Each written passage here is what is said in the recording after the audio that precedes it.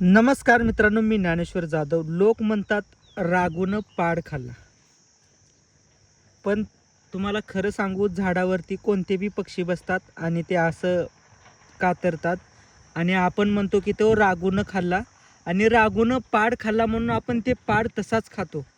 तर कृपया करून तसे पाड तुम्ही खाऊ नका. हे तर खाली पडलेलं आहे.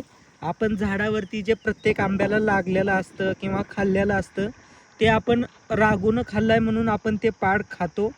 तसे पाड खाऊ नका. काही जणांना पोटामध्ये विकार झालेले आहेत, तर त्याच्यामुळं थोडं काळजी घ्या. तसा आंबा असेल तर खाऊ नका. घरामध्ये पिकवून आंबे खावा.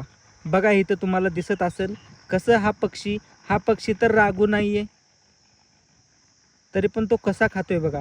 सेम जसं आंब्याच्या झाडावरती आंब्याला कातरतात, सेम तसंच हे पक्षी कातरतात आणि आपण म्हणतो की रागून खाल्लाय, चला ते तसंच खातो आपण. तर असेच भारी भारी व्हिडिओ, इन्फॉर्मेटिव्ह व्हिडिओ बघण्यासाठी चॅनलला सबस्क्राईब करा.